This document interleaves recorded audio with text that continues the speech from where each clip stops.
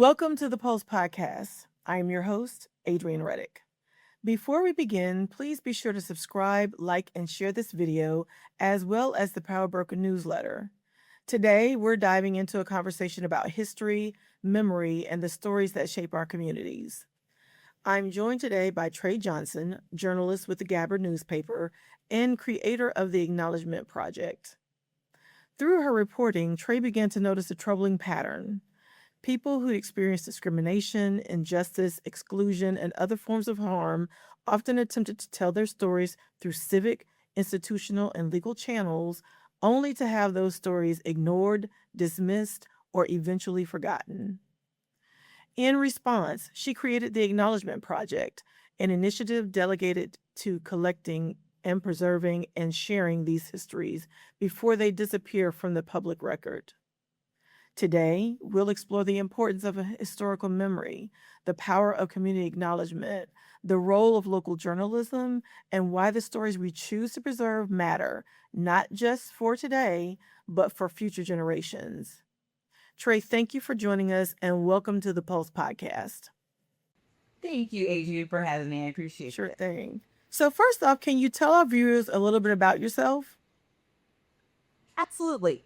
So I have been in journalism for 22 years, I think it's been now. When I got out of college, I started as a recruiter with Kelly Services.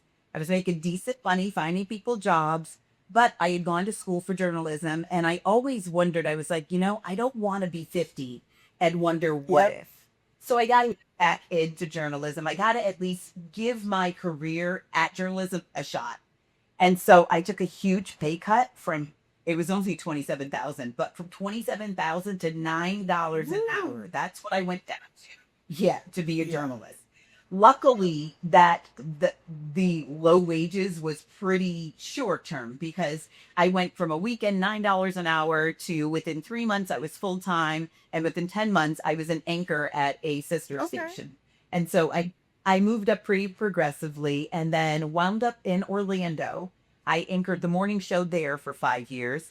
But I left local news because I realized that it was just so toxic. I could remember talking to people, they wanted to sign autographs or take pictures with me and they loved me. And other people would be like, oh, I don't watch the news. It's too depressing. And I back then would be like, well, we're only covering what you want us to report on. And then I would try to do these positive stories, and I got so much pushback. And so I stopped trying to do positive stories yeah, I just stopped because it was such negative pushback. I was like, just forget it. And I wasn't receiving the accolades from that journalism. I was receiving the Atta girls when I would talk about things like, I remember it was Senator Gary Siplin in Orlando. And he was really getting on the state because he said these standardized tests you're giving, they're not equal across cultural boards. You can't test a black child on rugby. They have no idea what that sport is. And I remember interviewing on camera and challenging him. And my late news director was so excited because I did that. But when I look back at it now, what I did was give into that social construct. They created the social construct that it's an even playing field ever since slaves were free.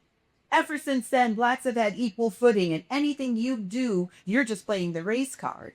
And I was playing right into that as an anchor. And I was also playing into that toxicity of the division of the left versus the right, the blacks versus the white, their fault.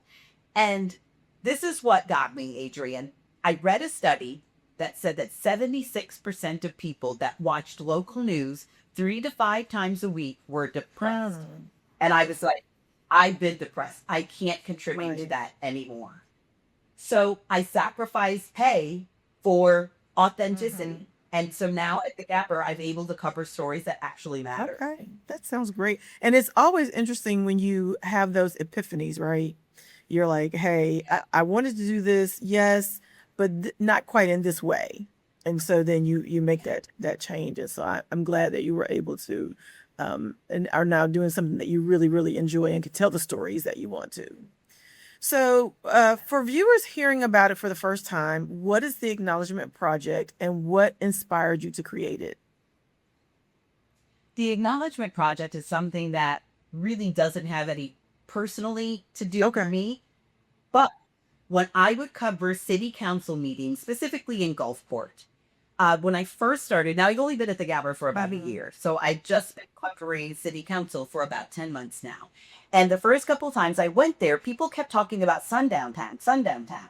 Well, oddly enough, my white publisher had to tell me what a sundown town was. Ah, I'm from upstate New York. okay. Yeah, I had no idea what a sundown Yeah. town was. And when I found that out, I was just appalled. And so I went to these meetings, and in these meetings, some of the Black residents and a couple of the white commissioners were asking Gulfport to just acknowledge and apologize for their past behavior as a sundown town. I was like, oh, that's really good. That's nice of them to do that. But they got a lot of pushback from their Mhm. counterparts. Specifically, the mayor and the city manager didn't want to do that. Their reasoning was, it sets a precedent. We didn't do it. We weren't even here when that happened. The city managers, what he tried to say, well, it was never codified. Well, as you know, sundown town rules were very rarely Correct. codified because they became illegal. So they weren't going to put into law something they knew was Mhm. illegal federally. And so that he got so mad about it. Adrian, he got angry. We are not going to do this and apologize for stuff. It was never even codified. And he was like Oh, wow. yelling. And I was just, yeah, I was taken aback. I'm like, why would you be so angry because someone just wants acknowledgement and wants you to apologize for the city that you Mhm. used it, the way the city used to be run? And then I found out he was born and raised Right. here. So I know he felt it was a Correct. sundown town. And that really angered me. And so there's a woman that came in about the third city council meeting where this came up again. And I can't remember Dr. Mary's last name, but she said, and she's a doctor, she has a PhD, so very educated and intelligent. She was like, I don't need your apology. I need you to acknowledge it. Right. That's all I need from you Right. is to admit that it happened. Mhm. And I was like, that's all any of them need. They don't need white people saying, oh, Correct. white guilt, I'm sorry. That's not what we want. But what we don't want is you to dismiss what happened and pretend like it didn't happen. Especially in the day and age of DeSantis, who isn't allowing people to teach Black history accurately. And so all of that, I was like, all these people want is a platform. Right. All they want to do is share their experience. And the simple sharing of that experience is healing for them and it's healing for the city. So I came up with that. And believe it or not, my white publisher, Kathy Salustri, she was like, I love that Mhm. idea. We have got to do this because this is not fair. The treatment wasn't fair.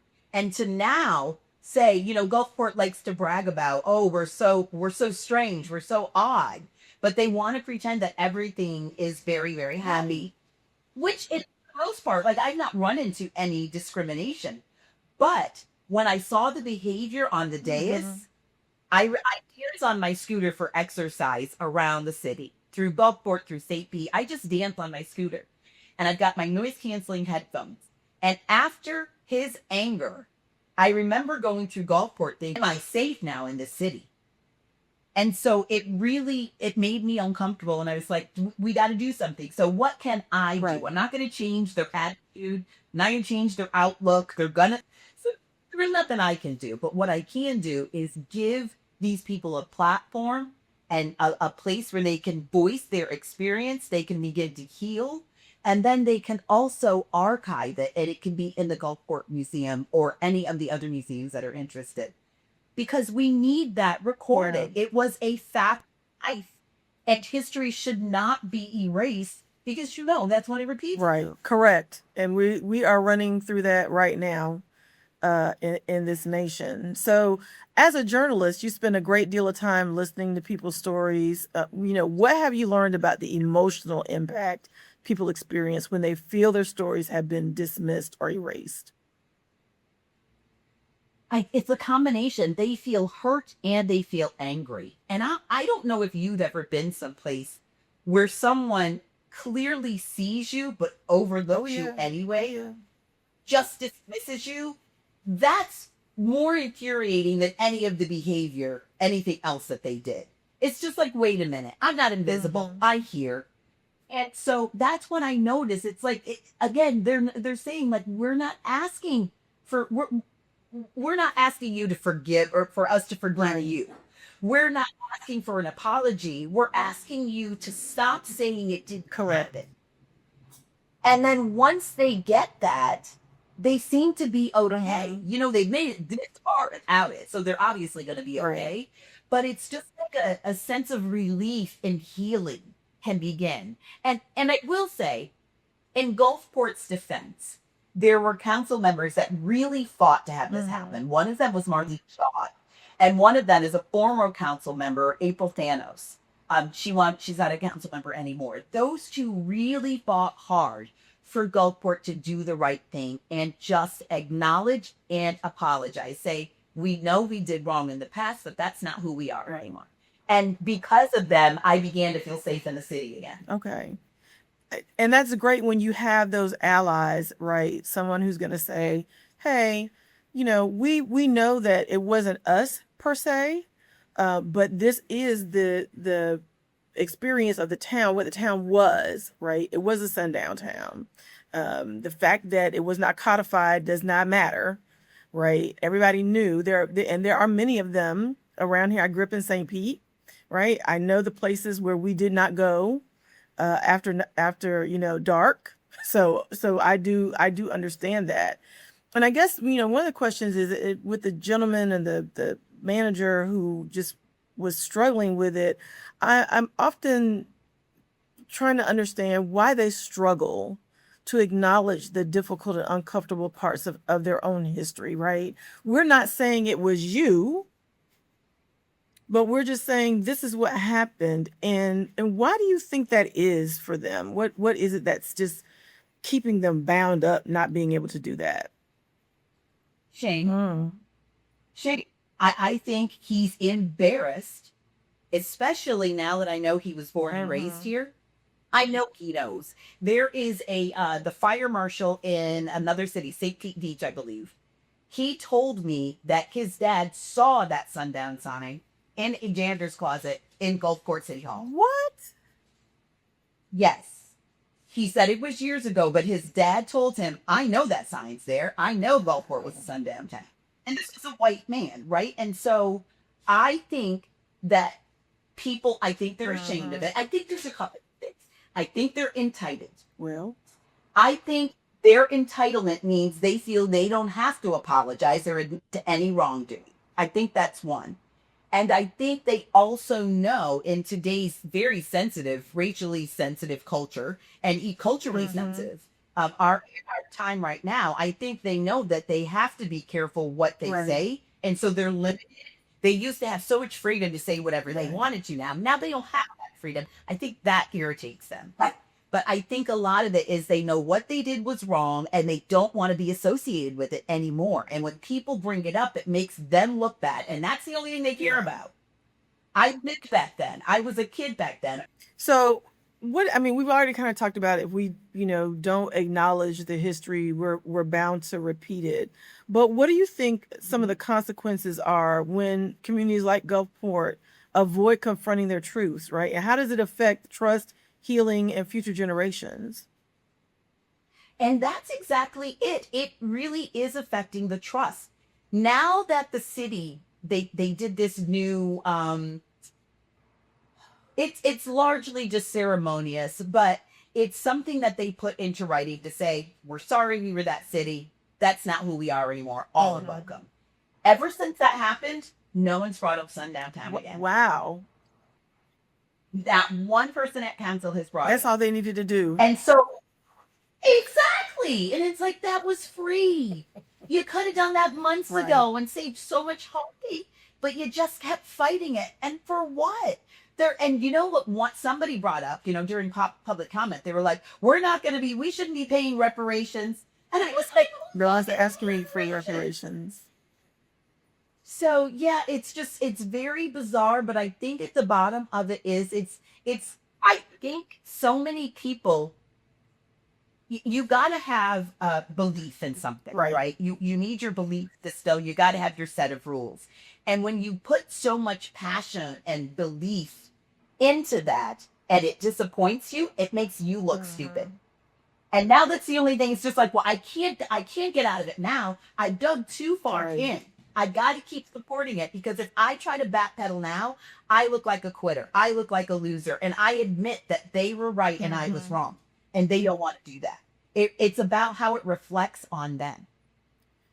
Yeah, I mean, I do see that point. On the other hand, um, the truth shall set you free, right? And it lifts a burden off. Just the fact that you said when they put that statement there, no one's even brought it up anymore is powerful, very powerful, right? If you had just done that in the beginning, no one's trying to blame or assign guilt or any of those things. We just want the acknowledgement and that we can move forward from there. Dr. Mary, I had told you about, she had told me about, or told them about in her public comment, how another PhD, it was another doctor, had gotten his arm broken when he moved to Gulfport. And when he went to report it to police, they wouldn't do anything. And so that's what they seem to be missing is that a lot of these people that were the victims of this Mhm. injustice tried to go the proper routes, but they were dismissed and ignored. And so now they want to talk about it like, okay, you guys are such a great city. How about when your boys that you employed did Right. this? Don't say, oh, we never did that. Just say, oh my gosh, I know we did it and I'm sorry that was wrong. That's it. We're over it. And they don't seem to want to accept that. But I'm hoping now that, like you said, it hasn't been brought up again. Maybe they will just accept it. And I was expecting the Acknowledgement Project actually is going to be hosted at the Catherine Hickman Theater in Oh, Gulfport. when? And I thought, yeah, I thought the city was going to give me pushback Okay. on that. And initially they thought it was going to be a sundown town forum. They thought, and they did not want to be Mhm. associated with that or talk about it. And so once I told them that's not what this is simply a platform for these people to talk about their experience. We could archive it and let the healing Yeah. begin. They're okay. So what date is that coming up in?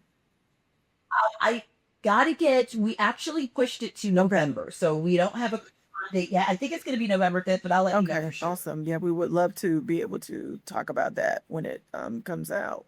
So as a journalist, you spent years documenting local stories. And what role should journalism play in preserving stories that institutions may overlook or prefer not to discuss? A huge one. So at the sundown town, I got to go back to that one.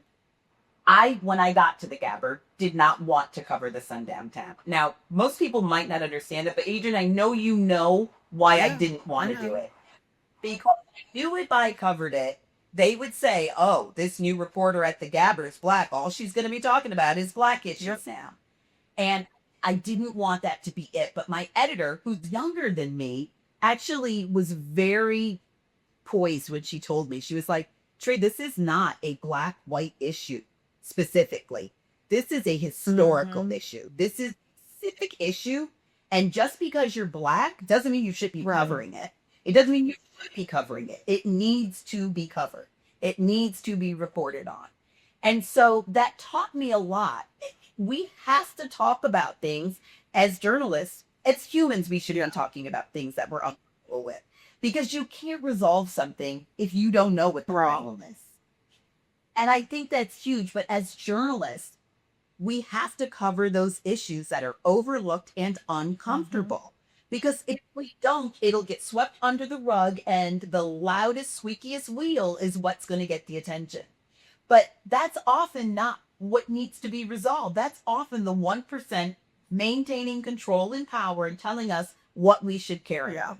And so that's why it saddens me so much that journalism is it's almost becoming like a travel agent, an industry that's not going to exist for much longer. It's definitely under attack, but I think this is what gives me hope, right? When you hear the stories that you're telling, Or even when I read very fact-based information coming out about what may be happening anywhere, right, in our political system, or something that we need to know, because sunshine is the best disinfectant, right?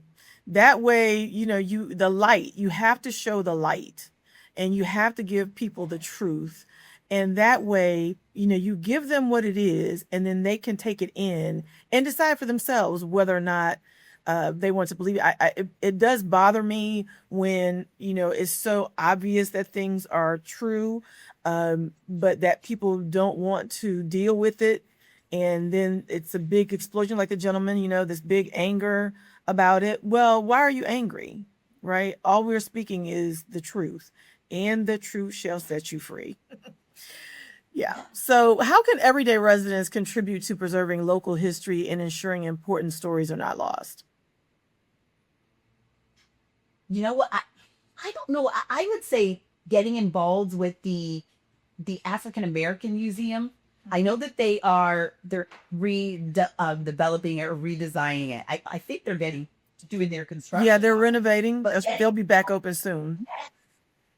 okay, good. Because I really want them involved with this project. I don't think this project would be 100% without them. We got to have their input. They've been here for the history. And they know how to keep it going. They know how to archive properly. I think also they know how to speak to residents to make residents more comfortable to share the stories. A lot of people are too uncomfortable to share the story. Some of them are like, well, that's in the past. It hurts so much to bring it up.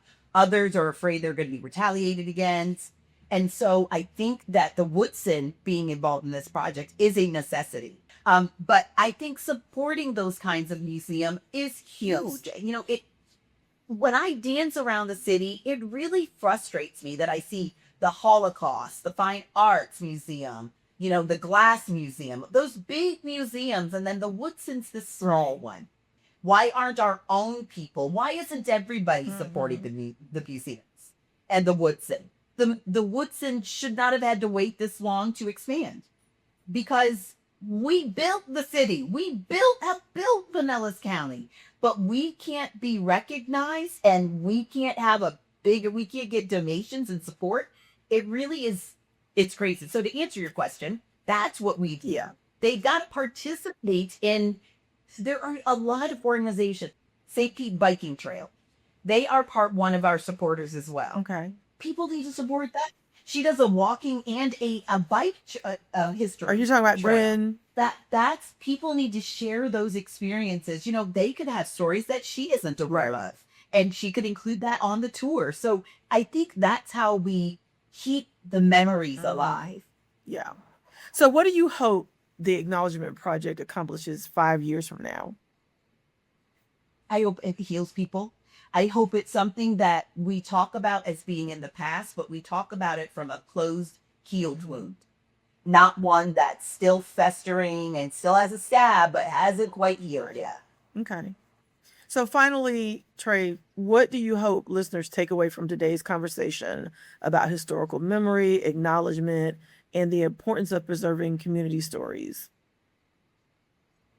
I just think it's those stories. So I do all kinds of stories. I don't do ones that just have racial tension. I have a series called Women to Watch. And I have that series because I like to focus on communities that are overlooked, ignored. And so women, as you know, are one of those. They're part of that vulnerable community. We always want to talk about these great heroes that we got locally and the statue of this man, or, but we don't talk about the women that lead this city, this area. And so that's what my series Women to Watch does. It talks about the people that you don't even know are in the background pulling strings. And so I think it's important to share those stories, because those community stories are what's going to help my next door neighbor decide, you know what, I think I'm going to go to college to be a journalist, or I'm going to, try to make it on the football team. Those stories inspire other people. And sometimes sharing information and your stories of struggle, that's all one person might need to just keep going. Life is hard.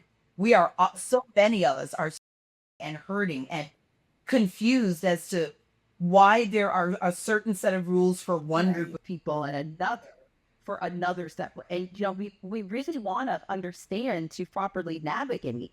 And sometimes sharing a story of success and survival is all that person needs to keep going. And this all we need is to know I'm not the only one suffering or struggling. Trei, thank you so much for joining us today and for sharing your work through the Acknowledgement Project.